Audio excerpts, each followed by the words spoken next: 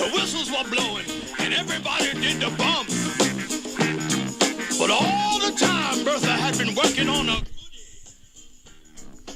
Now folks call it Bertha Butt Boogie. When Bertha Butt did a goodie, she started the Bertha Butt Boogie. No question. Yes, and welcome to Glenda, everyone. I am your host, Scotty Bonner. What an absolute blessing, honor, and privilege it is to be here with you today. So happy you're here, so happy to be here. Welcome to Glenda. Welcome to our show. First and foremost, ladies and gentlemen, let's start things off like we always start things off. Let's give each other the Glenda Moose salute. So, if you're new to the show, first of all, welcome. Perhaps you're not familiar with how we do things around here.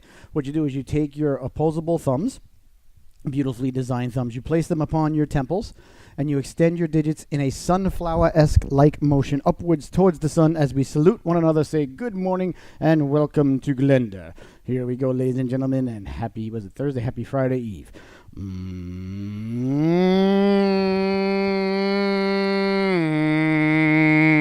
And we are officially underway. Oh my goodness. Is there anything else that we could pile onto this fantastic day that has already not been piled on? I mean, we've got the Islanders starting off their season tonight versus the Hurricanes. I'm emotionally a mess about that one. We got the Patriots, Tom Brady taking on the Colts tonight, Thursday Night Football, the return of Julian Edelman. And as if that wasn't enough, ladies and gentlemen, today, I didn't even realize. I found out a couple of minutes ago. I mean, much to my joyness, much to my happiness, much to my attitude. I was excited before I found out this information. So if you don't know this information yet, you're welcome. If you do know this information, I would have appreciated you sharing it with me, perhaps a little bit earlier. But that's okay. You don't mind that. We're not here to, bifurcate exactly when people find out information these days because of the internet and all. But anyway, most importantly, ladies and gentlemen, happy National Taco Day. I know every day on the docket these days seems to be a national something or other day, but today is National Taco Day. So definitely going to be headed to the supermarket sometime after the show, going to be picking up, some chopped meat, high fat content. I'm going to go 80-20. I don't go for that 93-7. That's 100, right? If my math is correct, and like Tony Stark, it always is. I don't do the 90-10. I do the 70-20. If the 75, I find the 75 to get a little, it gets a little puddly, it can congeal very quickly, and I'm not a congealer, so we're gonna go 80-20. We're gonna get some nice shredded Fiesta cheese, because it's Taco Day, so we should get Fiesta cheese, sour cream, some picos. Salsa, cervezas, what is it, lettuce, tomatoes, whatever we got to put in there, onions. We're going to have taco night tonight at the Bonner household, and I hope that you do the same at your household. So welcome to Glenda, ladies and gentlemen. This is the sports show where we ask you to leave your mind at home. We ask you to simply be a fan. Bring your irrationalities, bring everything with you. That's what we do here. We're not interested in logic, reason, impartiality. We have our pom-poms here. We're passionate about that, and we're excited. Next week, going to have some special guests on the show. We'll see if we can get them in the way that they're supposed to be gotten in through technology and stuff. If not, I'm literally just going to put the speaker on the phone, put people on, and we're going to talk. Listen, we're going to do what we got to do until we do what we don't have to do, and then we're going to do that some more until we figure out what to do. But so happy National Taco Day, everybody. So much was going on last night in the world of sports. So much is going on in the world of sports today, tomorrow, and beyond. As always, it's a very busy time of year. We dove into that yesterday. I will dive a little bit more into that today. I had a decision to make today because today's going to be a lot of therapy for me. So today's mostly for me, about me, and it's going to really feed me because I always like to lift up this mug and find Tom. There he is, Tom Brady, like right across from the eye, the eye of the Patriots, looking right there. Yeah, look at that, same level. Anyway, it's in alphabetical order, but he just happens to be right in line with the eye of the Patriots there, which I always prefer the other logo, Pat Patriot snapping the ball, but it was changed. I think it was '94.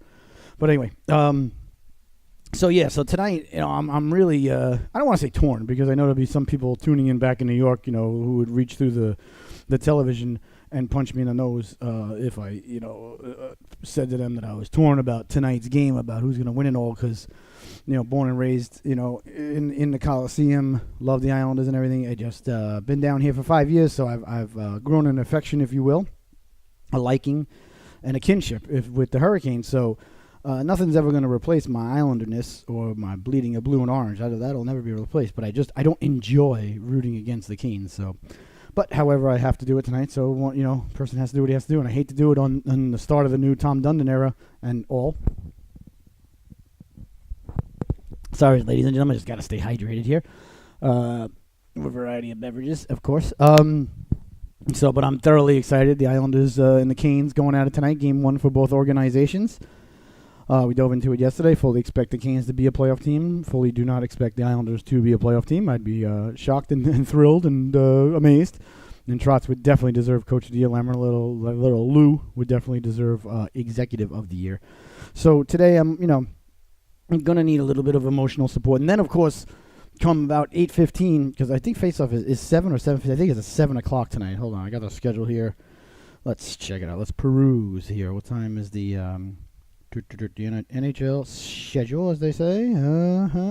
Yeah, 7 o'clock. That's good. I'm glad it doesn't start at 7:30.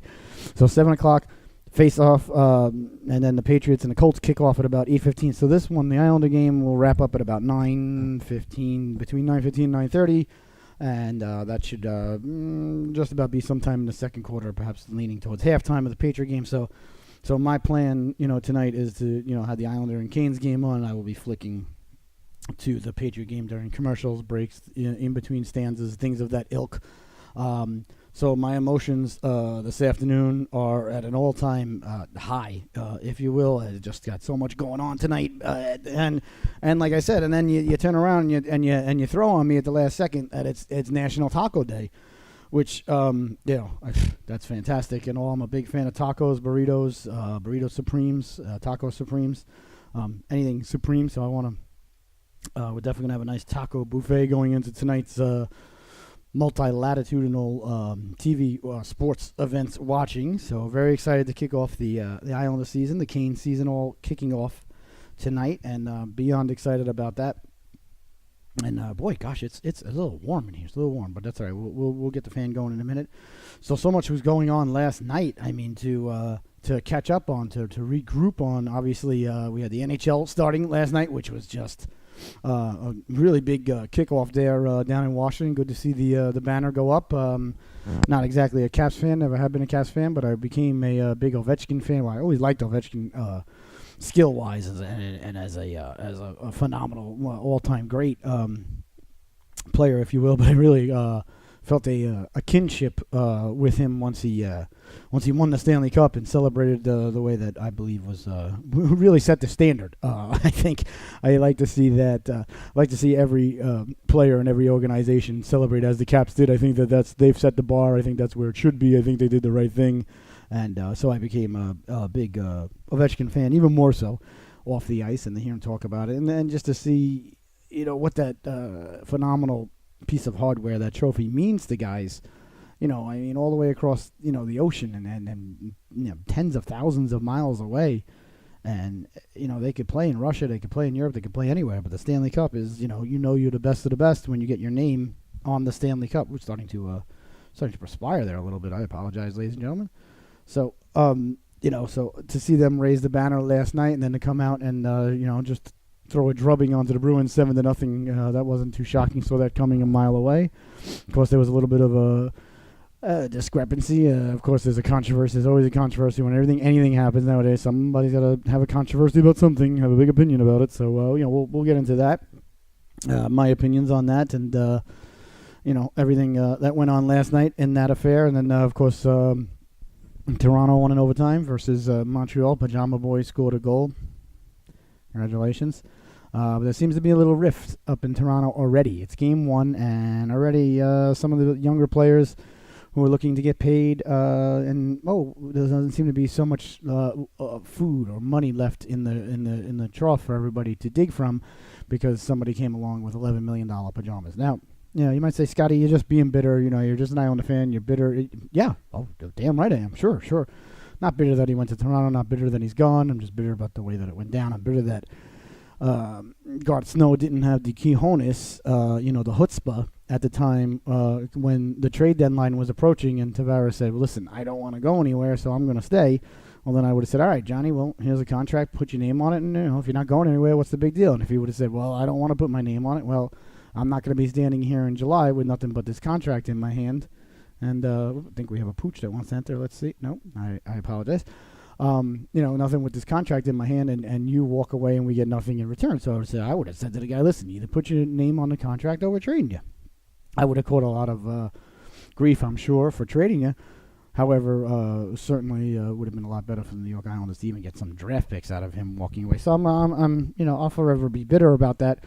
Long term, I think it's going to benefit the Islanders, but short term, we're in for a long season, and then I expect him to be in the top 2 or 3 in scoring. He's re-energized. He's got a lot to prove. He's under a lot of pressure up there in Toronto to prove it. So he scored last night. Great. I'll certainly be keeping an eye on the Maple Leafs all season. An eye, but not an eye for say, oh, Johnny, I really hope things work out for you and you're happy and you just, I wish him health. I would never wish anything bad upon a person, injury or anything like that, but certainly hope he never, ever, ever scores again. But chances are he'll probably score next game. So he scored and they won in overtime. Yeah, whoop-de-doo. Canadians, though, looked a lot better than anybody thought they would. Got to watched about a period and a half of that game. And later on in the evening, the Ducks and the Sharks went at it, and I believe the Flames and the Canucks went at it last night. So we're going to dive into the rest of what happened last night in the NHL schedule. And, of course, the big news out of last night was that the Major League Baseball executives and, I guess, is it NBC, Fox? I think it's Fox, TBS, TNT, whatever variety of networks that carry Major League Baseball celebrated beyond belief that the Yankees and the Red Sox will be meeting up, coming up in a divisional series. I didn't realize today. I heard that it was the first time the Yankees and the Red Sox have met in 14 years. So let's see, this is 18 minus 14. If my math is correct, that's 18 minus 10 is 8. 8 minus 4 is 4. So 2004. So that was when the Red Sox, if memory serves, won their first World Series. So the last time they met was when the Red Sox were down 3-0 and the amazing rally. Well, the last 2 times the Yankees and the Red Sox met, I mean, they were some of the most amazing series. 2003, of course, the game went to, that was a crazy game with Aaron Boone hitting it off of Wakefield. I remember that. And then 2004 was the comeback year when they were down 3-0 and rallied back to go up 4-3, and of course went on to win their first World Series in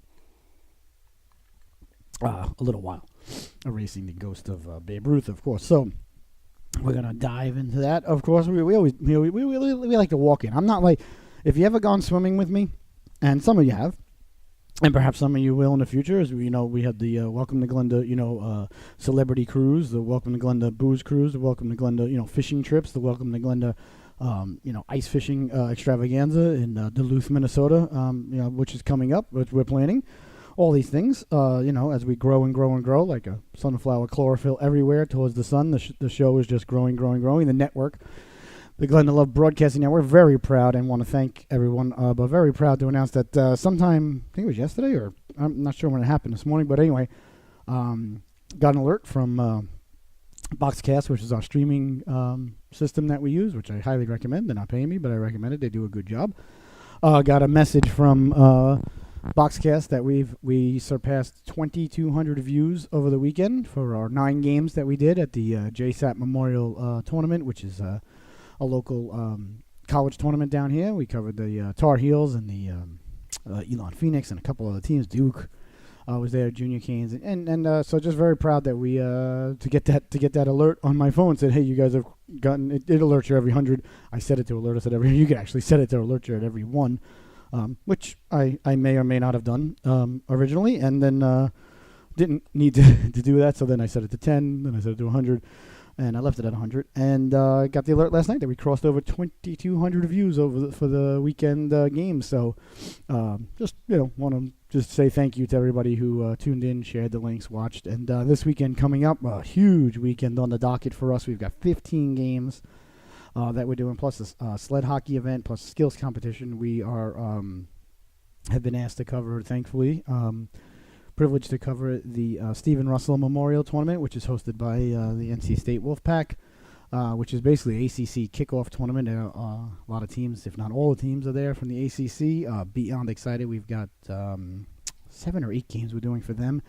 And then we're shuffling off to the NHL Youth Cup is in town, hosted by the Raleigh Youth Hockey Organization, or the Junior Canes, if you will, of which my daughter's a member, the U10 Ladies Organization, which you can also watch on the Glenda Love Broadcasting Network next week. And then we're doing 7 or 8 games, I forgot, for them, all their championship affairs on Monday, Columbus Day, so... Beyond excited for this weekend. Hopefully the brain holds up, the voice holds up. The old, I've been stretching, been doing yoga. You don't realize it, but a lot of stress, a lot of pressure. Much like being a third string goaltender, you've got to get ready. You've got to be ready to go in, at any time. So as a broadcaster, I've got to keep myself nimble, loose, ready, focused, and as a coach. Rendell from my son's hockey organization likes to say mentally alert at all times. So we've got that going on this weekend, but I just wanted to send a big shout out to all the, and a big thank you, really, to all the fans who tuned in and made it. We couldn't get 2,200 views without, 2,200 people tuning in. So thank you. Wanted to say that, and I really mean it from the bottom of my heart, the top of my heart, the middle of my heart.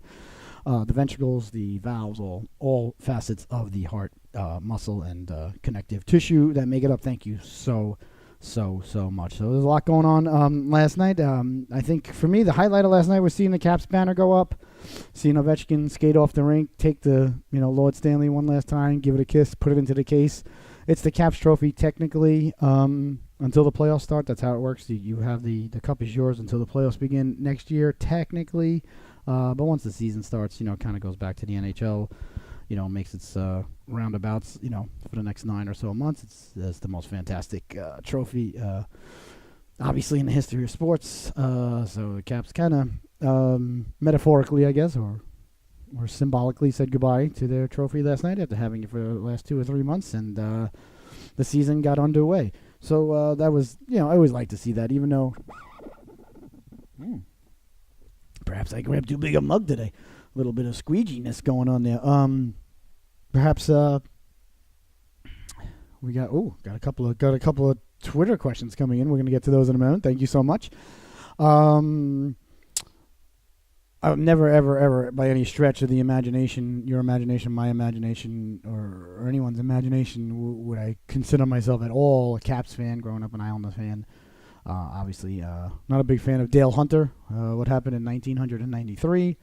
We all remember the incident with Pierre Turgeon. And then, of course, we went on to defeat the mighty Penguins in the next round in 7 games in overtime. David Volek, which set the league back 25-30, perhaps forever, because that overtime victory, prevented Mario Lemieux and Wayne Gretzky from meeting in the finals. And I think that somehow, some way, the NHL, not purposefully or anything, but the New York Islanders organization... really hasn't done much since then, and we'll see what happens this year, kicking off tonight. So we're going to go to our Twitter feed now. Let's see here. We really appreciate this question coming in. All right, this is coming in from us from Hockey in North Carolina. It says, Stephen Russell tournament predictions. Prediction? Yes, prediction. Pain. It's really hard to predict anything for me. Because, like I said yesterday, and if you're going to be a fan of the show, and I appreciate it, if you're going to be tuning in, and people, like I said, it's going to keep growing, I'm not one to lie or pontificate on things that I really don't have a lot of knowledge on. So I've only seen, going into this tournament firsthand, I think 3 of the 16 teams that are going to be participating in the tournament thus far this year. I know State's off to a pretty good start. I believe Georgetown's 0-3. I was looking on their record. A couple of the other teams have gotten a couple of games underway. Hurricane Florence threw everything into threw everything off the start of the season. But I did get to see Duke, Elon, and UNC play last weekend at the JSAT, and Elon really impressed me.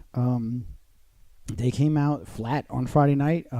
Pretty much got their lunches handed to them by the Junior Canes, and I was like, wow, this is I thought, Elon's usually a better program than this.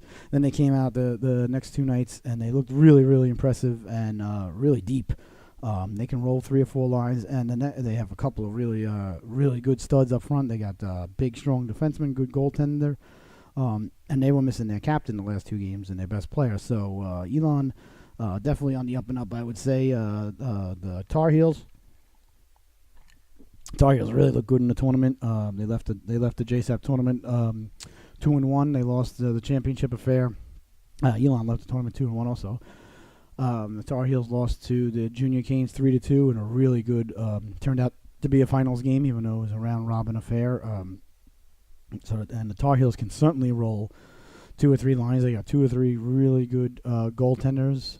A lot of speed. They matched the Junior Hurricanes with speed. So Elon and Carolina are really closely matched, I would say, level organizations. I really don't have a first-hand look at the other teams yet, so I can't say how they're going to fare. I'll have a much better feel for the ACC, of course, after this weekend.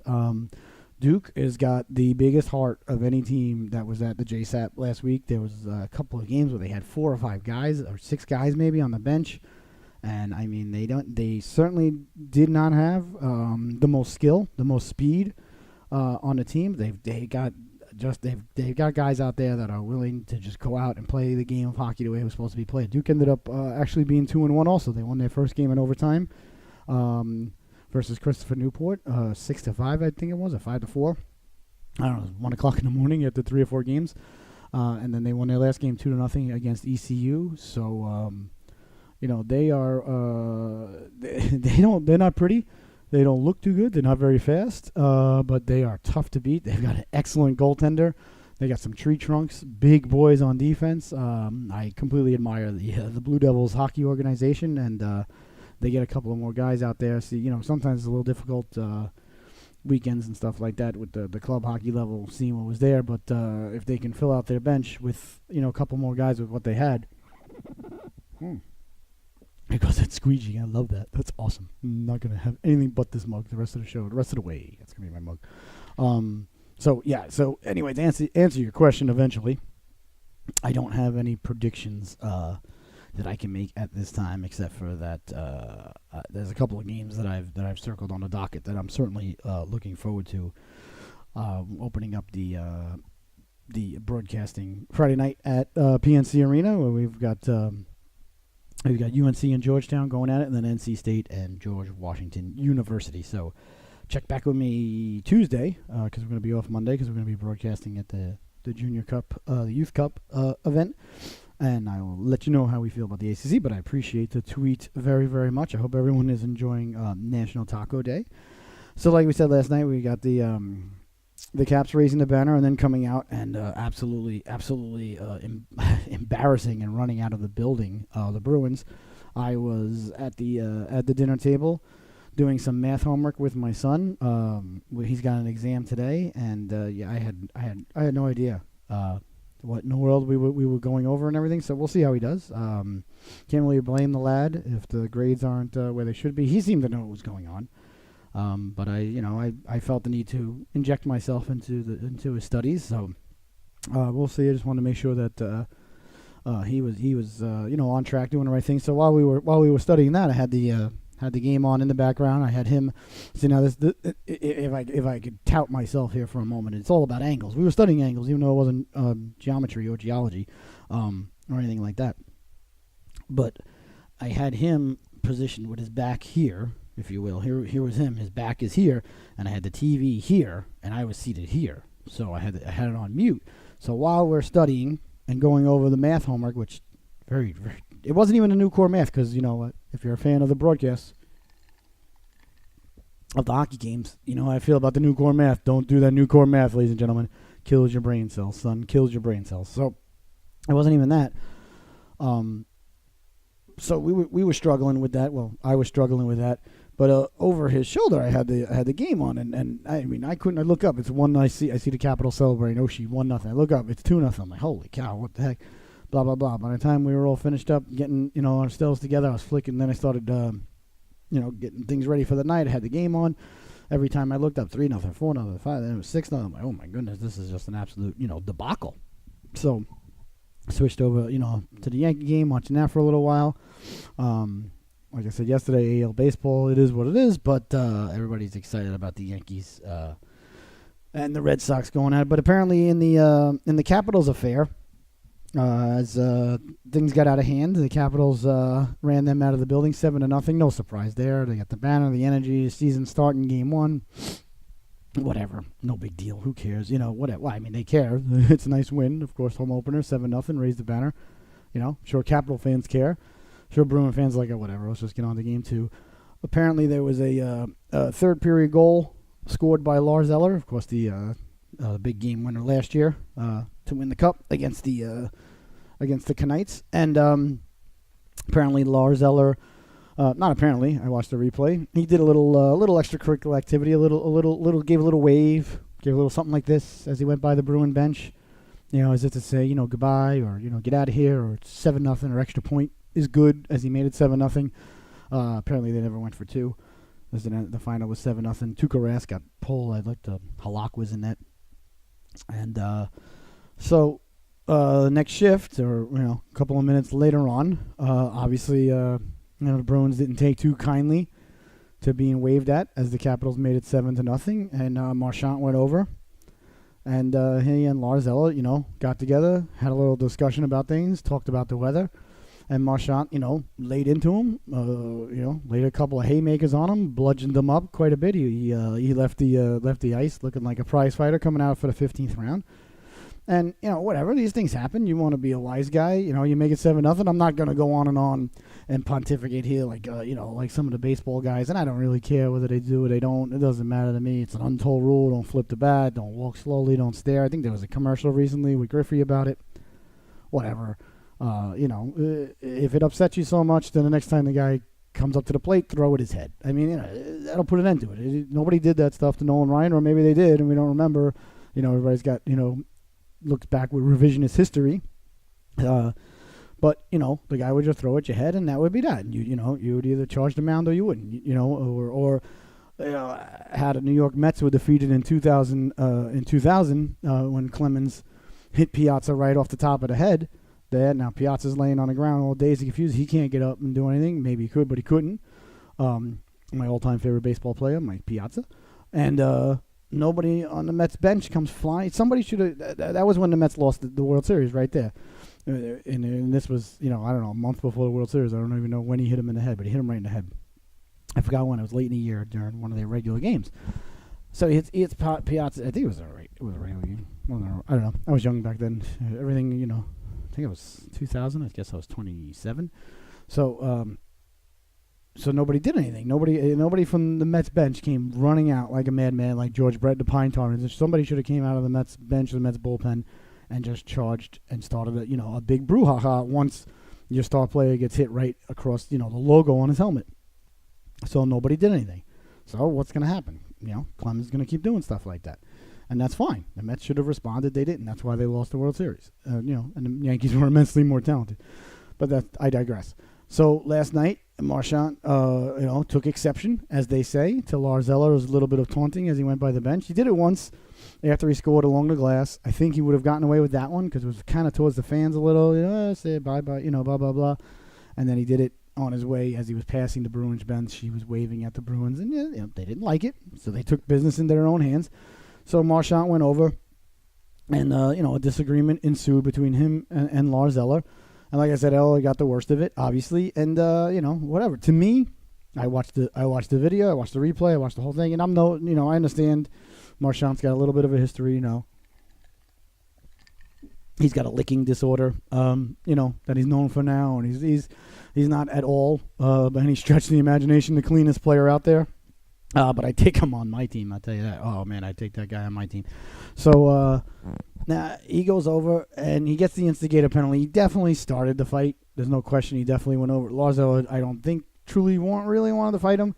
Marchand was given, probably 3 or 4 inches and probably 10, 15, 20 pounds, who knows, in the affair, in the tail of the tape, if you will. So then the fight ensues, and I guess to a point, Eller really didn't get both of his gloves off, but I'm sorry, you're in the NHL. You know a guy's squaring off, you see the guy drop his gloves, drop your gloves. I mean, you're the one who waved at the bench, so hey, you got to deal with it. And you should be happy that it's this guy coming over to straighten you out and not Zdeno Chara coming over to straighten you out, because then, the best advice I have there, if Chara's dropping the gloves, is turtle, run, dig a hole in the ice, do something. If you don't want to fight Brad Marchand, you don't want to fight Zdeno Chara. So the brouhaha ensues. Marchand lands a couple of haymakers. Ella leaves the ice, all bloodied up, whatever. Really not even on his face, looked like the top of his head. And, and then the part that really bothers me, that gets to me, whatever Marchand did. The guy, he could have defended himself. And the big haymakers that landed, that did the damage and bloodied Ella up, were thrown after Ella got his gloves off and threw a couple of punches himself. So it wasn't like he, what's the word? Sucker punched him. It wasn't like he sucker punched him or anything like that. He started the fight. He threw a couple. Then Ella got his gloves off. He was in tight when he threw them. They were little shots. He got 2 minutes for, whatever, or a game is conduct for instigating, whatever it is nowadays. And then, okay, I watched the video, whatever. And then the headline, for me to click on it, clickbait, let me tell you something, okay? I am a clickbait. I mean, you put something that's interesting to me, I'm like, oh my God, I got to see that. I got to click it. I admit it. I'm like, I'm like a fish in the water. I see a worm, going by. I know there may be a hook on the other end of it, but if I was like walking down the street, and there was a Big Mac dangling, from the sky, I would, jump up, and then if an alien yanked me, up into outer space while I'm hanging onto the Big Mac, then I'd be like a fish in the water, but anyway, so I read the article. I'm like, and the article's like, blah, blah, blah, whatever. And then there's a whole bunch of, ensuing tweets to correspond with the article, basically, I guess, to support the article's point about blah, blah, blah. Yeah, here's one from Stefan Wino. I don't know if any of these people are affiliated. Some people are affiliated with the Bruins. Oh, no, this one just says, Brad Marchand said his celebration was unnecessary. He took an angle in front of the bench and celebrated a 7-0 game, so I just let him know. See, that's Brad Marchand. That's what he did. No big deal, I think. I don't think he should be suspended. Then whoever this is, Andy Campbell. Not sure. Like I said, I don't know if these guys are just fans or just, took to Twitter and wrote this. If you're applauding Tom Wilson's suspension, which I am, I'm not. It was another shot to the head. Tom Wilson's biggest crime is that he's 6'4" and he can skate and he's strong as an ox. But yeah, I knew he was going to get suspended for that hit. We're not even going to get into that. If you saw it, you saw it. If you didn't, Tom Wilson got suspended for 20 games. Debatable, I guess. He hit the guy in the head again. He's done it before, so 20 games is a bit much for me, but it's not worth talking about. So he goes on. If you're applauding Tom Wilson's suspension, which I'm not, that's me. He didn't write that. I hope you're calling for double digits for Brad Marchand. Blatant and outright attack. Attack. Come on. It's not 1975 anymore. Yeah, I know. That's the problem. Wish it was. So what? How about don't rub it in the other bench's face when you skate by, and maybe these things wouldn't happen to you? How about the guy's coming over, dropping the gloves, you drop the gloves and go at it with him? All right. Let's see here. This is Jay. Just says Jay. It says something linked to the Boston Bruins. I'm not quite sure. I guess he was commenting to the Boston Bruins. It says, that's embarrassing. He won fighting a guy who didn't even drop his gloves for 5 punches. That's a bit of an exaggeration there, Jay. He threw a couple of punches, and then Ella dropped his gloves, and then the haymakers that he landed, Ella was already punching back. Congrats. This is from Devin W. Maxwell. Good old Devin. Good old D. DW. DWM. Congrats, Marchand. You lost 7-0, and Marchand jumped a guy who hasn't fought in 600-plus games in the NHL. Something to be proud of. If you haven't fought in 600-plus games, maybe you shouldn't taunt the other team's bench. What do you want me to tell you? Matt writes. Let me see here. Okay. Whoa. Not really sure what in turning information. What is going on right now? Okay. I will check that out later. Matt writes, Jesus, this is a vicious and full of genuine hate. Genuine hate. You don't see that a lot in today's game. Marshawn not effing with Ella at all. Okay, so you wrote something that is a bunch of hate. Then it just goes on and on. Just Twitter. Hey, you butt clowns. Better suspend Marshawn. First game of the year. He starts with this crap. Time to make an example of him. That's Rick Van Dalen. Not sure who that is. J.D. Donovan. All right, so you guys get the point. I swear if the league doesn't suspend Marshawn, I'll die. Okay, and then there's a couple other people comparing him. NHL needs to suspend him for 20 games. What he did, he's one of the dirtiest players. Now, the problem is that Marshawn's a dirty player, and I get that. He's not the cleanest player. I understand that. A couple of people comparing what he did there to what happened with Ty Domi. Not Ty Domi, excuse me, Max Domi. And what Domi did, of course, to the player from Florida, who is, Aaron Ekblad. I don't think the two are absolutely comparisons. So I just want to tell the people in the Twitterverse, the people in the universe, the people that are going around, just absolutely insane about things in the world of things. As far as it goes, like violence sometimes, ladies and gentlemen, is part of hockey. It is, and ladies and gentlemen, we're gonna have to cut the broadcast short. I am so sorry. Something happening, an emergency situation, family situation that I have to take care of. Came in on that tweet. We'll be back tomorrow. Sorry to cut everything short. I was really getting into it there, but I just have to handle something right now. So I apologize. We will be back tomorrow, and I have to go take care of something. It's a family situation. All right. Thank you so much, everybody, for tuning in, and I am thoroughly sorry. This is just something that unfortunately came up, and I have to deal with. So we shall return tomorrow, ladies and gentlemen. You know what? Hold on. Maybe I could take a little break. Let's take a little break. I'll see if I can deal with this and come right back. I apologize. I'll be right back, ladies and gentlemen. Hopefully. Thank you. I'm sorry. We are a one-man show. It's live.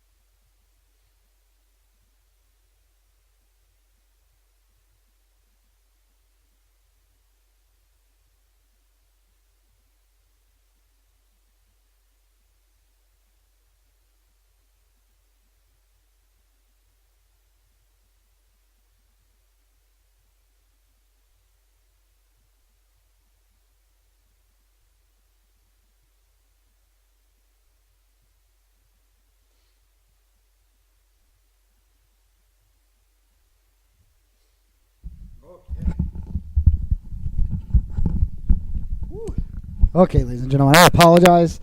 Little issue up at the we had to take care of, but we're fine. Everything's fine. We're all good. Welcome back, ladies and gentlemen. I'm so sorry about that. So the Marshall thing.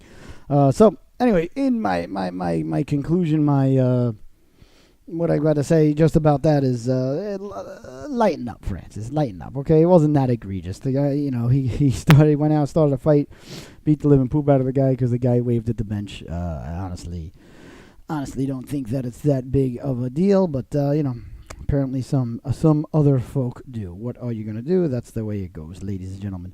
It's a cool time of the year in Hockeyville, Hockeyland, hockey fans, because the first I don't know if it's a month or a couple of weeks, I always wait for that period of time to evaporate, if you will, and go past. Is that the NHL center ice? They give you the first. Usually, I think it's 2 weeks, 3 weeks, sometimes a month, for free. So you get to see all the games for free, and then of course I order it. After that, I give in. Although I'm looking into a one of those boxes this year, and the old cut the cord, as they say, as people have been doing. So I may be joining people in that ilk. See how that goes. It really makes me think. If yesterday I wanted to have a sit down with Gary Bettman. Just checking the time here. Want to have a sit down with Gary Bettman yesterday about when the NHL should begin its season and end its season concurrently, or as importantly. I'd like to have another sit down with Gary Bettman and discuss. I like to sit down with Gary Bettman, sit down with a computer or a phone, and just log in and play Fortnite with Gary Bettman. I want to play a little Fortnite with Gary Bettman. Not that I've ever played Fortnite. Obviously, my children do. If you have children of gaming age, or if you're a younger person or an older person, there's billions and billions of people that play Fortnite, and that's where I'm getting at. The NHL should, in my opinion, in my humble opine, take a radical turn at things and take a radical look at things and change the way, be the first to see where their monies are coming from. And basically what I'm saying is, in my opinion, if I was in charge of the NHL and another lockout apparently is looming, I know Connor McDavid made a comment just recently about how they're ready to walk away and have a lockout and this and that. Again, which... please, I don't even want to. The season just started. I don't even want to go there. I don't even know what season it is. I think it's this season, next season, then the CBA runs out again. But don't even quote me on that. So my point is, what Gary Bettman should do, in my opinion, is every game for the entire season, for one season, just give it a shot. For an entire season, every game should be absolutely free to everyone. It should be anyone who has any sort of cable or box or anything. Anyone has access to NHL Center Ice channels. Or can stream them on any device, as you can nowadays. Anything of that ilk should be, in my opinion, 100% absolutely free to everybody, every single game, first season. Try it out. Watch your numbers go absolutely through the roof. I know that there are people I've brought this idea up with some people, and they say, it's going to be difficult because of the local TVs and their contracts and this and that. The numbers will go up. The numbers will bear this out, ladies and gentlemen, and I'm confident. And again, I have no initials after my name. I have no economic background or anything of that ilk. I'm just a nurse. Before I went into broadcasting for the last 20-something years. So, but the simplicity of it is look at Fortnite. Okay, millions upon millions of people are playing Fortnite right now. I mean, I don't know about hundreds, but tens of millions of people are logged in playing Fortnite right now. They're making millions and millions of dollars a day, over and over.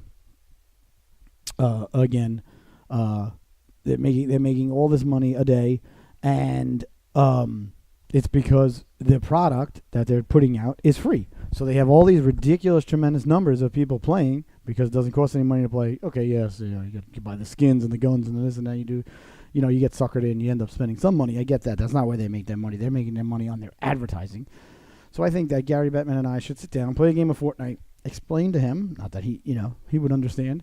And I'm sure there's reasons that everybody will tell you why you can't do something or something, can't be done or this or that, thing. And I understand there's always the can'ts and the shouldn'ts and the won'ts and this and that. And I get that, but I think that if the numbers bear out and they would go through the roof if everyone had their hands on it for free. Because look at the numbers, the playoff numbers since they turned around and made sure every playoff game was aired and aired for free. I mean, it's not free, it's on cable TV, but they're on somewhere on the Golf Channel, NBC Sports Network. They're all over the place, especially the first couple of rounds, and the numbers have gone through the roof. So what the NHL should do, in my opinion, not just because I don't feel like paying for the NHL center ice again this season, although that would be great. And then you could even reward the people, because the people who, let's say the season before, let's say you do it next season, because this season's already come and gone, the start of it. Let's say you do it 1920 next season, right? That would be 1920, the next season, starting in next October, which, like I said, I believe is the last season of the collective bargaining agreement. So that way you can skew the numbers too, going into the argument portion of what's going to happen with your employees, if you will. So if you do that and you give it away for free, the numbers go through the roof, the advertising dollars will go through the roof, the fans will go through the roof. You'll get more people seeing your product every night, tuning in because it's there. And I firmly believe, really, because now that's very simplistic, and like I said, there's a lot of people who have told me, oh, you can't do it because of local what's with the can'ts? There ain't no can'ts. All right, you say this is what we're doing first season, we're trying it out. See how it goes. I think Gary Bettman should step up, play a little Fortnite, see how that works out. Increase the numbers, increase the revenue, increase the dollar, increase the advertising dollars, increase the eyes on the game, and just give it a shot. How much? I have no idea. I'd be completely lying. How much revenue do you think the NHL brings in from NHL Center Ice subscriptions? I mean, it's say it's $150, okay? Say, I don't know. I don't even know I wonder if we can Google. Let's try. Let's see if we can Google how many people. Let's see. I wonder if this information is public or, let's see. I wonder, assuming it's, say, $150. How many people subscribe to NHL Center Ice last season? I wonder what'll happen. I'm curious. Glad we're doing this live. Advertisements. How much does it cost? How much is a subscription? Is this? Is that? I pay. Blah, blah, blah. Can't seem to find these numbers anywhere. I'm going to try and do a little bit more homework on this. I don't even know if it's available. I don't even know if this is public information. What? Anything of that ilk, I really don't know. No, I don't know. Nope. Well, it doesn't say it here right now. Nothing I can look up too quickly. I'll do homework on that. I'll make a note. I'm gonna find out. So I'm gonna number of subscriptions to NHL Center Ice. How many do you think it could be? I mean, God, if we went high, and there was 100,000, maybe I'm way off. Like I could be miles off here, but let's say 100,000 just to keep math simple. All right, that's 1, 2, 3, 4, 5 times 150, right?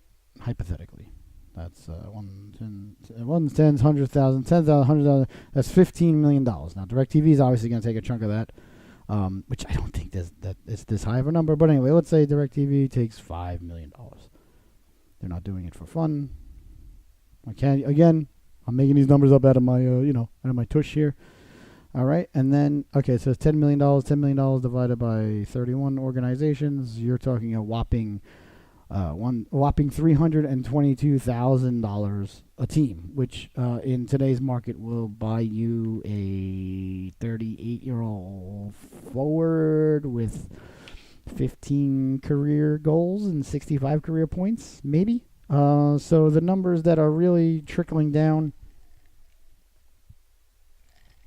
from this, if my guesstimations are anywhere near right, like I said, it could be completely wrong. I'm going to have to do better homework on it, but I mean, how many people do you honestly think are subscribing, plus there's people streaming, plus there's people doing it off of their boxes now, so it's going down and down every year with the amount of options out there to do it. So just a thought, Gary, you and I would get together, we'll get some coffee, get some pizza next time you're down here in Raleigh. I think that it's something that we can discuss. So tonight, ladies and gentlemen, Thursday night football. Oh my, I've got to tell you. Of course, I'm excited. My Patriots are playing. More excited about the return of Julian Edelman. Just got across a memo or something came across on my phone that Gronk is playing tonight. I know he banged up his ankle. I'd actually rather see him not playing tonight. To be bluntly honest with you, I'd rather see him take the night off.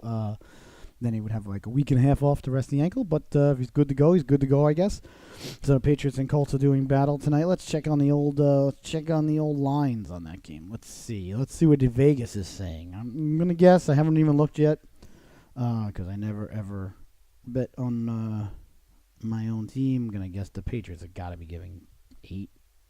I'm guessing 10.5. Okay, 10.5. New England's giving 10.5. The over/under is 50. Now, I don't like the over/under on Thursday night games, although last week it blew it away. I say I don't like the over. Generally, offenses are a little bit less sharp, but neither of these teams have put up much of a stellar defense. I certainly don't like giving 10.5 points to any NFL organization. I think that the teams are too well matched. The athletes are too good. Of course, blowouts occur. I mean, New England won last week by about 30 points. And they could do the very same tonight. Thursday nights is so hard to tell, especially a team traveling. The Colts were last week. Were they on the road last week? Where were the Colts? They lost in overtime. Were they on the road in Houston? Let's see. We're gonna dive into that too. Let's see. We're gonna say. I love Google. It's just so much fun. You don't have to worry. You don't have to not know things. Let's see. Colts. What was that? Week 4, right? Yeah, week 4. Let's see. I think they were at Houston. So, no, they were home. I apologize. Okay, so they were home against Houston. So at least they were home. New England was home as well. So they were home. They had the overtime games. So then they had Monday, Tuesday. They got to fly out on Wednesday, and now they're in Foxborough, Massachusetts. It's not a great game, although good to see Andrew Luck back and healthy at it. I actually expect a good game. If I wasn't a New England Patriot fan, I would definitely take the points, take the 10.5, and I'd walk away with that and be very happy. Of course, I'm not going to do that.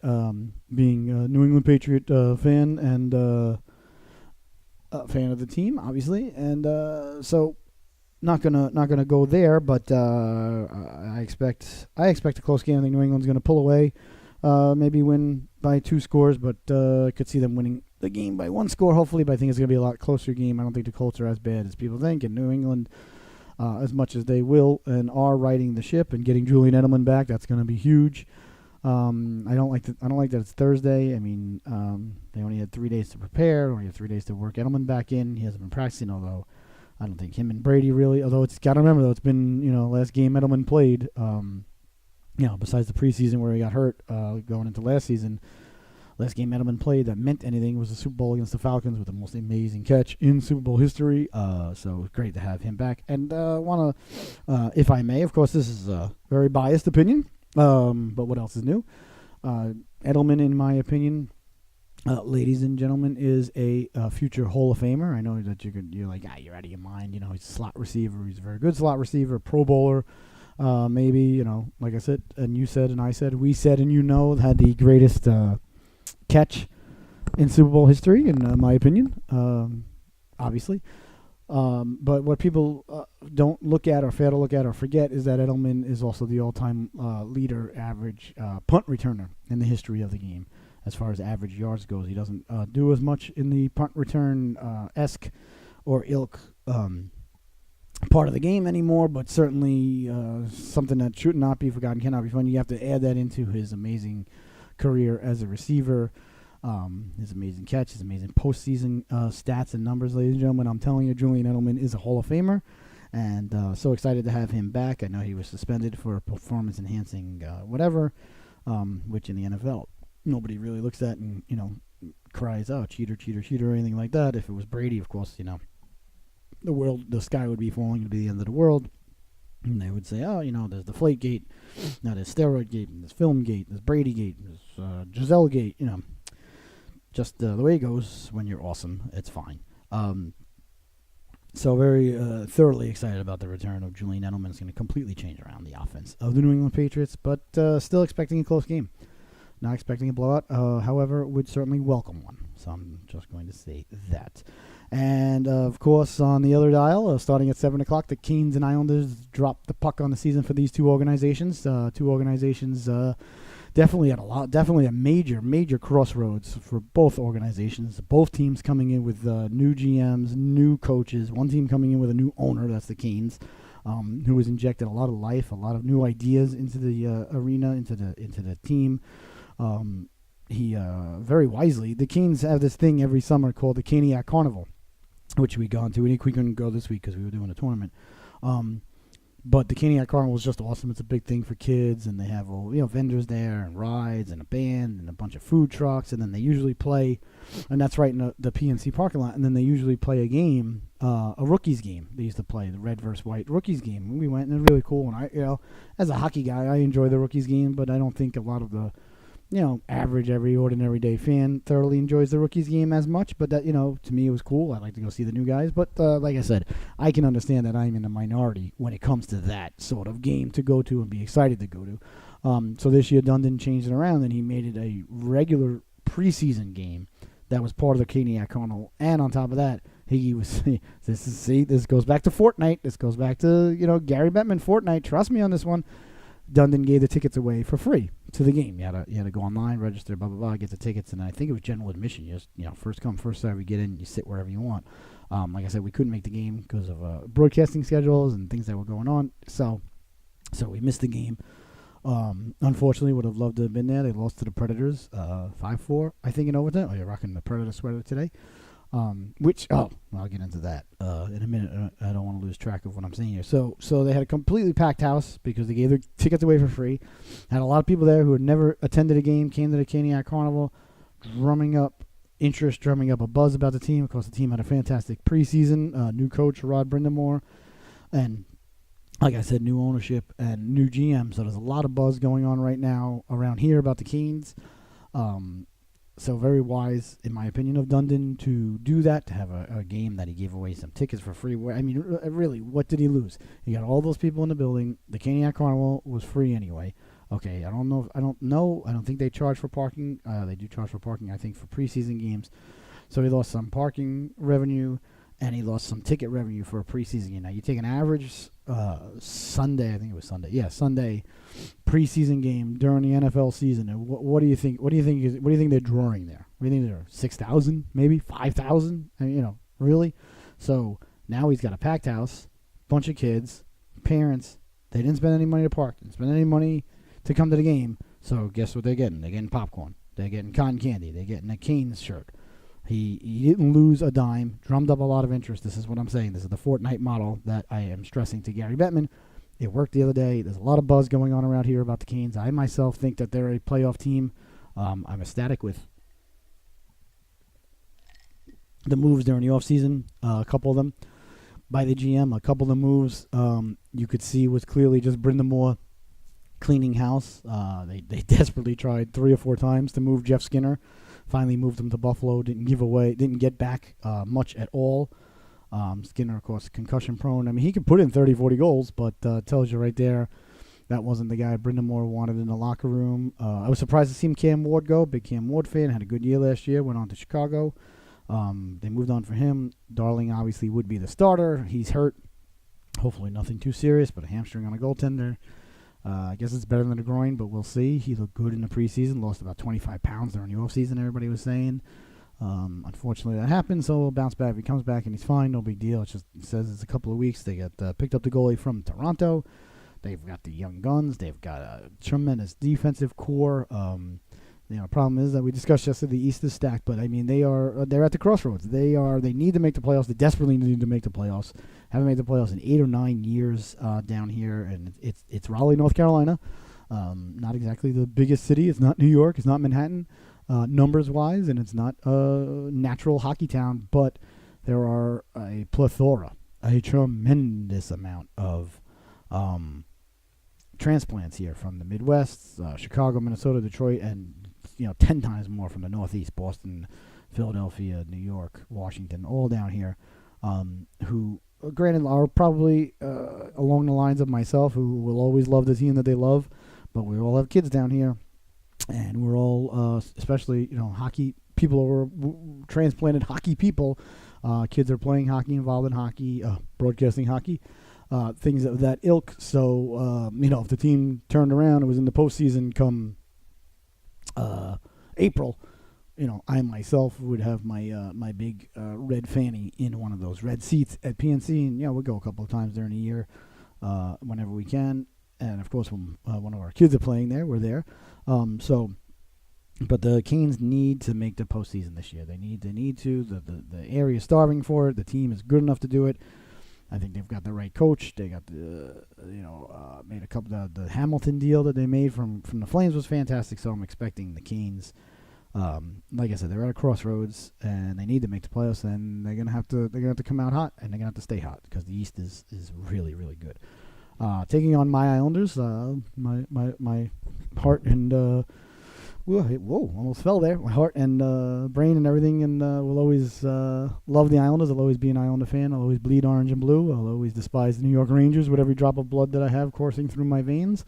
I'll always love the Nassau Veterans Memorial Coliseum. That's our home. That's where I was raised. Oh, here comes our chubby dog. Hello, Chubby. Chubby, you want to go here? You want to go here? Oh, you're a good girl. Look at you, Chubby. Go ahead. Go. Nope, sorry. She didn't want to go. Sorry, ladies and gentlemen. Like I said, one-man show. These things happen. But they are, I'm ecstatic about the coaching staff there, ecstatic about the new GM. But they, ladies and gentlemen, obviously took a tremendous hit this year, losing John Tavares for nothing. We've been over this. There's no reason to beat a dead horse now. This may be a dead horse. I really don't. They don't. They're gonna be one of the teams battling, and hopefully in the lottery getting the first pick overall, second pick. They're gonna be picking, hopefully in the top 5. I hope that they don't.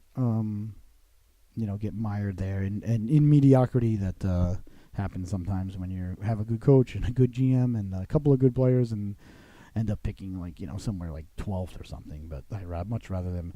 Not that I could ever root against them, to win or to lose or anything of that ilk, but I'd like to see them, pick high in the lottery next year. So, like I said, the two teams at a crossroad. The Islanders are the Islanders are a mixture of extremely, extremely young and extremely, extremely old for the roster that they put together. And, got to really question their goaltending. They really didn't fill a lot of holes there. The defense is porous at best. And I'm a ridiculously optimistic Islander fan forever. Rose-colored glasses on absolutely constantly all the time with the Islanders. And so for me to be, I don't mean to come across negative or anything like that, but I just don't see it. I don't. They've got a decent top line. Barzal's one of the best young players in the game. Top 2 or 3 in the game. That's under 22, 23 years old. I wouldn't trade him for anybody not named Connor McDavid, to be honest with you, in the league right now. Beauvillier, but outside of that, up front, Bailey's and Lee. But outside of that, I'm ecstatic. We got a great fourth line. Love it. Love Clutterbuck, Cizikas, and Martin together. The 4 of them together, or the 3 of them together, make a fantastic fourth line. But the second and third lines and defense and the goaltending, that's a lot to fill in. So I would say the Islanders' crossroads right now is to see where they're at and get acclimated with Trotz and Lou, and figure out what they got and what direction they should head in. And they've got a deep stable. They've got a deep stable in the farm system. A lot of good young players. A couple of whom a lot of Islander fans were most displeased didn't make the big squad at this time. But I'm not surprised. I'm not upset. A lot of Islander fans were thoroughly upset over who made the team, who didn't make the team. So tonight at the old PNC Arena, the two are going to face off, and like to see it go to overtime, and that way both teams get points. I know that's pathetic, and I don't even like to talk like that. But I wish the Kings were playing anybody but the Islanders, because I cannot and will not ever root against the Islanders, and I have a tough time rooting against the Kings. But I will find a way to do it tonight, because there's nothing I can do. The heart wants like I always say, the heart wants what the heart wants. So tonight, got a couple of tilts in baseball going off this evening. Let's see here. The first game is this afternoon, if I'm not mistaken. Let's see here. Let's see. Yeah, you're darn right. I know how to dress. Actually, Sophie picked out the jersey today. Oh, 5 o'clock. Okay, so 5:05. The Milwaukee Brewers. Actually, it's pronounced Milwaukee, which is Algonquin for the good land. Are home to the Rockies, and the Dodgers are home to the Braves. A couple of things that I wanted to dive into. Like I said yesterday, I'm not going to go too deep into playoff rosters and teams of baseball, only because I'd be talking out of my behind, and I don't want to do that. I haven't watched enough baseball in the past couple of years to really analyze or talk about it. I'll watch it, and we can talk about the games tomorrow as much as I can today. But it's not. It would be unfair. It'd be lying. You would see right through it. So we're not going to do that. But a couple of things that I did hear a couple of fans and teams and tweets and this and that going on this morning that people were complaining. Everybody's only talking about the Red Sox and the Yankees. There are other teams involved, and blah blah blah. We're in a small market, and nobody's talking about us. Nobody's talking about Cleveland. How about the Astros? They're the champs, and this and that. And look, everybody, ladies and gentlemen, everybody, get over it. I mean, maybe because I'm from New York, so I'm biased. Maybe I'll forever be a New Yorker. Even though I love it down here and happy down here. That makes me laugh every time. I hope it makes you laugh at home. I don't care. I'm going to keep doing it. Because funny's funny, ladies and gentlemen. And I know funny, because I'm a clownfish. So, like I said, I heard of, some people, complaining on Twitter.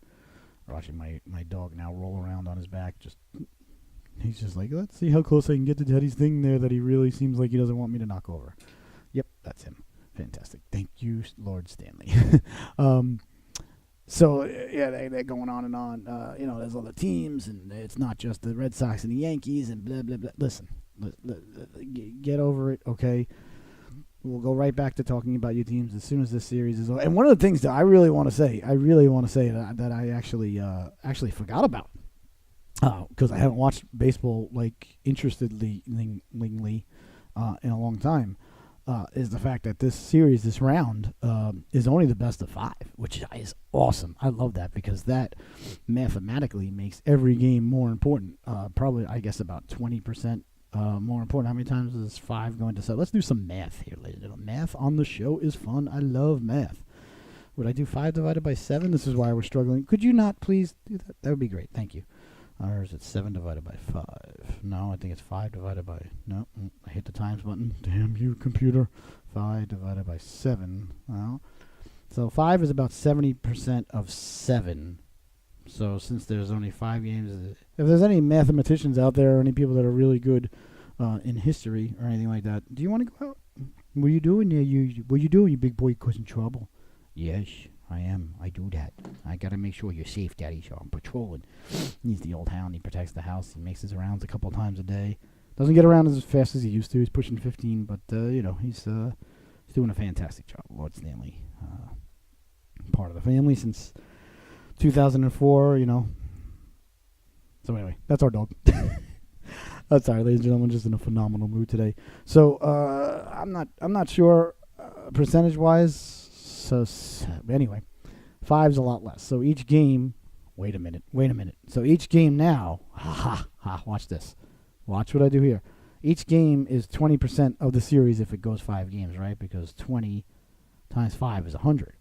So each game of a 7-game series, let's see if I do this, is only 14% of a series. So each game is 6% more. So there's less games. I think I think that no matter how many buttons you push on the calculator or your abacus, your sundial, or whatever it is, your fingers, your toes, that you're using, I think it's mathematically inevitable to deny that there's less games. So that means that each game is more important. So that really intensifies the importance of each game, because if you win one game, you're 33% of the way, to eliminating the other team, as opposed to if you win one game, you're only a quarter of the way to eliminating the other team. So I think that if you look at it that way, or if you win game 1, let's say a team wins game 1, the other team now to eliminate that team from said series now has to go at worst 3-1. So really, I like the 5-game series. It really it's like taking everything and pushing it, pressure, causing the pressure, friction, heat, and energy to be released, which I like. I like energy. I have a lot of energy. I release a lot of energy from a variety of different vents. So I like the 5-game series. I think it has a lot. I think it has a lot in common with myself. So with that being said, 2 5-game series kick off tonight. The Colorado and Atlanta series kick off tonight. Is it Colorado versus Colorado, Milwaukee, Atlanta, and Los Angeles? I apologize for not knowing that. And it's in the AL will be the Indians visiting the Astros, and then the big one, the granddaddy of them all, the Yankees and the Red Sox. Of course, that's going to be the one that captures most of America's imagination, attention, and what already. So I was watching the game last night, the Yankee game, and I'm not sure exactly when this happened, and I'm not going to go off on some get off my lawn rant here as you have come to know and love on the show. Of course, an old get off my lawn rant. That's not where we're at, but I noticed a lot of scientific stats have come into baseball. I'm not just talking about the cybermetrics, whatever metrics people are using these days. I myself prefer feet and inches. It's what gets you to the moon and back. And on a side note, I truly hope that film bombs for what they did. But they had this the home run that Jean Carlos Stanton hit, a mile and a half into the sky, and a mile and a half. They said it went 400 and something feet. Whatever. They've been estimating home runs for a while now. That's nothing new. But they got the angle trajectory. They've got the exit velocity off the bat. They got the this, the that. The guy throws the pitch. There's a little box around home plate. And I know I'm way late to the party here. I know none of this is new. But they go to like this almost side broadcast, which I don't know. I guess you could watch online. I'm not sure even the options there, where it is really just the scientific stats of what's going on during the ball game. And I'm not really even like against it or anything. I'm just fascinated by I guess the amount of technology that goes into how in the world do you judge how fast or not a ball will leave the bat of the opposing hitter and the direction that it goes. Oh, good, the landscapers are here, so that means that the dog should start barking any second now. So it'd be fantastic. This has just been a wonderful, wonderful live broadcast through and through. But that's okay. You don't mind that. That's okay, Bubba. It's just okay. The landscapers doing the lawn. They're doing their job. It's all right. I'm going to sit next to you, Daddy, just to make sure you're safe. Thank you. You're a good boy. Yeah, so I was just like, wow, I didn't realize, and like I said, I know the sabermetrics of the game. You got the warp, all these other stats that Moneyball, I guess, brought into effect, and I'm sure that they have their place. I don't understand them, only because I haven't looked at them, and everything. A lot of people say that there are a lot of stats that are more important than batting average and on base percentage and RBIs and all that stuff. I'm willing to concede that they're as important or have their place, or maybe even more important. I just have not looked into them. But those are stats. These are like scientific, like live things that are happening, like the angle of the ball leaving the bat, the exit velocity, and all that stuff that pops up on the screen. I'm like, wow, this is, But what in the world? It's fine. I'm just wondering, what in the world, okay, you give me this information. What am I supposed to do with it? What does it mean? Holy cow. The exit velocity was 117 miles an hour. Oh, my God, the exit velocity was 119 miles an hour. And what? What do you do with that information? I'm not sure. I like to know how far the home run went, estimated. I understand, that one went 520 feet. That's cool. It was a bomb. The angle, to me, it's either too high, or it's not. It's either a line drive home run or it's, a moonshot like Stanton hit last night. If you want to give me the angle, I guess I'm just not sure. Maybe somebody can help me out at home, or the fans, or someone. What you do with that information once it's given to you, I'm gonna keep an eye on it. I'm gonna look for it, see what else they have out there. It's interesting. So I just wanted to touch on that, see if anybody else, see how people feel about it. I guess people like it because they're using it. Well, that's not true. Sometimes they'll use stuff that people don't like. And I was looking at, Ron Darling was doing a game with a couple of the guys. There was another guy in the booth. But overall, I want to say something about the Major League broadcasters, and I'm not talking about what they're saying or how they're broadcasting, because I think broadcasting a baseball game is incredibly hard. I really do, especially with 3-4 guys and somebody down on the field. There's a lot of back and forth communication. I would rather, if I was doing a baseball game, just be all by myself, not really have anybody to talk to during the game. But that's me. But I think it's incredibly hard because there's so much downtime, and so much to talk about, and so it's hard to fill in. But I was just looking at some of them, every time they cut to the booth or cut to people in the studio. The Major League broadcasters, which a lot of them are older players, and these are some funky-looking older dudes. I mean, there was a guy in the booth. I don't know who it was. At first I thought it was Eckersley, but I was like, no, that's not Dennis Eckersley. And I never caught his name. But he was there, and man, I mean, he just looked like the silver fox. He had just like long, wavy, silver hair. He had the mustache going. Definitely looked like, he came off the set of Boogie Nights. And he's not the only one. There's quite a few of old Major League broadcasts and Major League players that had that funky look about them. I don't know what exactly went on in the the 80s and I guess the 90s now for broadcasters of today. But they've got they certainly have embraced their age, and I like it. I want to applaud them. I think the Major League broadcasters are looking good. They're walking tall. They look sharp. Something I noticed last night though that now I'm going to get a little grumpy, get off my lawnish a little bit. Thumbs down, big thumbs down on the postseason patch that they have on the team sleeves. It's way too big. It's way too egregious. I don't like the postseason patches to begin with. I don't like adding to the uniforms that don't match. It's the postseason. We know, and I know why you do it, because you want to sell the jerseys. You want people to buy the jerseys. You want more paraphernalia, more stuff for the collectors. To have and everything, but God, it's not good looking. It's pretty ugly. I mean, I don't know if you got a free bowl of soup with that patch or anything, but it looks good on you though. So I'd like to say to Major League Baseball, you could do better. A little patch on the hat, maybe in the back, not so bad. A little bit, but this one it's like big, takes up the whole sleeve. It's a big giant rectangle. Thumbs down from me. I'm a big sweater guy, hockey sweater guy, big uniform guy. I notice these things, they bother me if they're not correct. And they generate a lot of happiness and joy when they are good looking and correct. But the postseason patch, I'd like to know how everybody felt about that. If everybody noticed it. If anybody feels how they feel, any ilk or anything, towards it, positive, negative, or anything of that nature. So I just had that. I want to touch on that real quick as well. I'm just going down the list here real quick. Got to get back to that. We're going to get back to that really quickly. As we said, today is Taco Day, so I want everybody to enjoy their tacos tonight.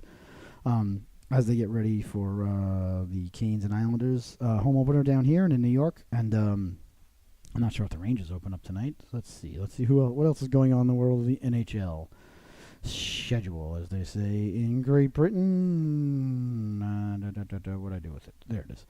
Okay, we've got the Ducks. Ducks and Canucks. I forgot to touch on the Ducks and Canucks. One big last night as well. So let's see. Got Islanders and Canes, Capitals and Penguins. Capitals and Penguins. I want to touch on that game. That's my gambling lock of the evening, ladies and gentlemen. Put at least $1 American on the Penguins.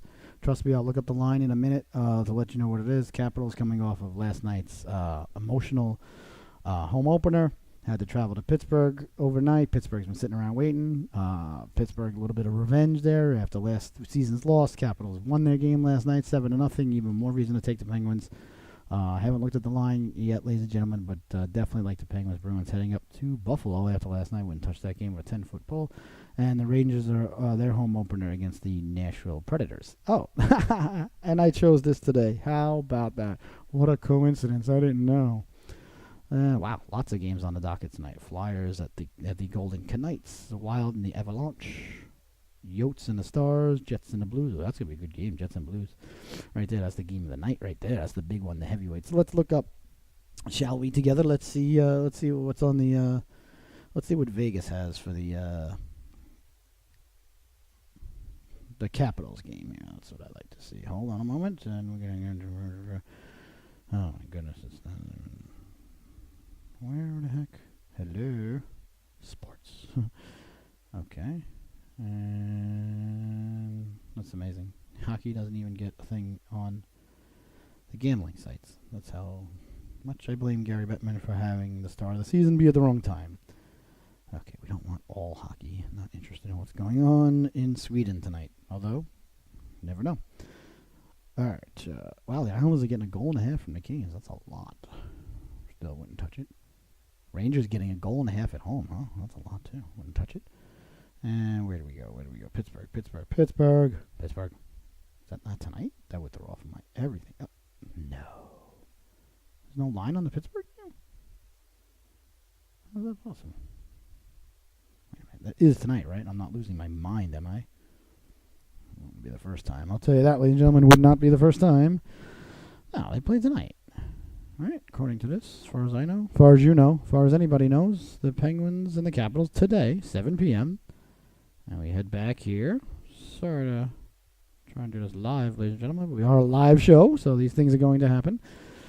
We got the Bruins in Buffalo, Islanders and Canes, Chicago, Ottawa, Predators, Rangers, Columbus, Winnipeg, Arizona, Minnesota, Philadelphia. Wow. There is no line on the Capitals game tonight.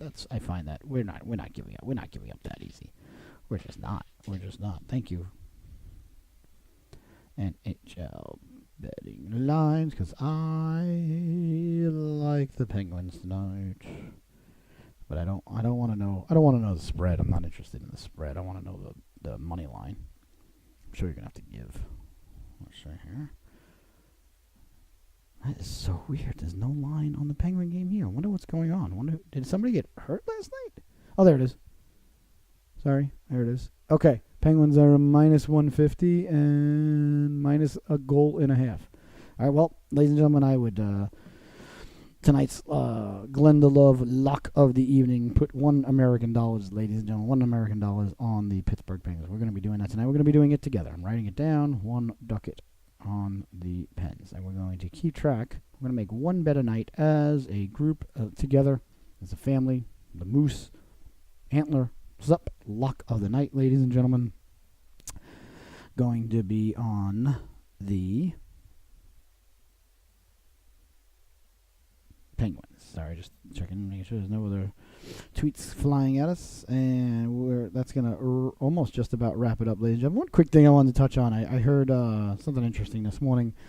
I heard Nick Saban was quoted yesterday, I guess it was, and there's a whole bunch of other stuff that we'll get into tomorrow, which is good. I got to that. Small market crying, I wrote down. Got to that.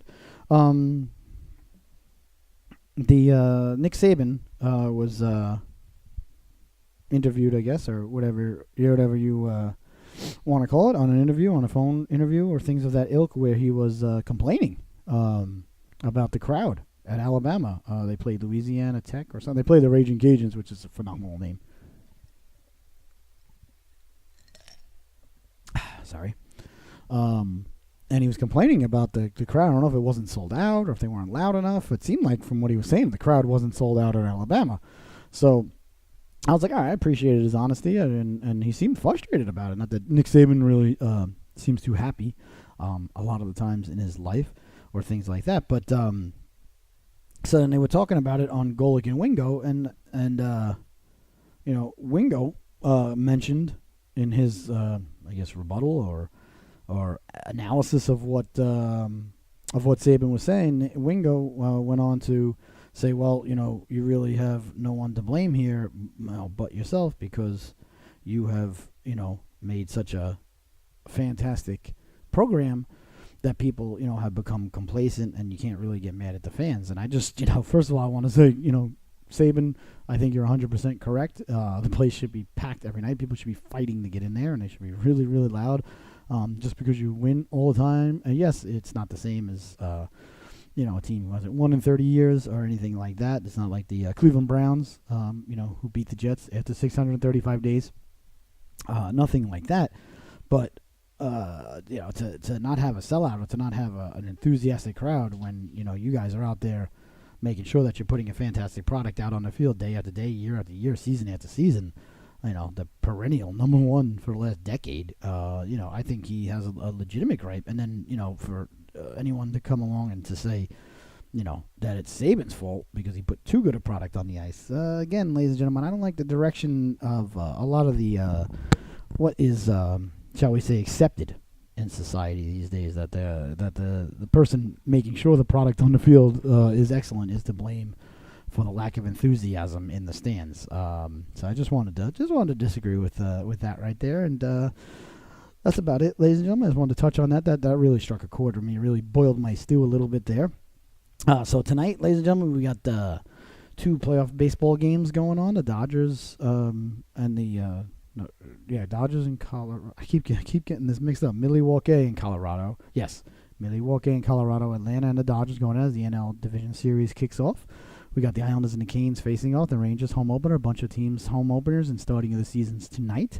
And, of course, the New England Patriots with the return of Julian Edelman and the second greatest human being ever created by the Lord God himself since that nice Jewish carpenter from Nazareth walked the earth. Tom Brady will be playing tonight.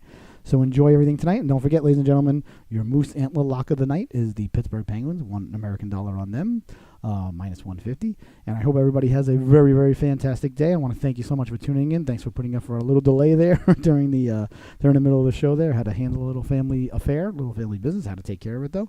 And that's about it. I hope you all have a very fantastic day. I will see you all tomorrow on Glenda. So welcome to Glenda. This is Glenda saying goodbye, and we'll see you on Glenda tomorrow. Thank you so much, everybody. Have a fantastic rest of your day. How could we not? We're Americans, right?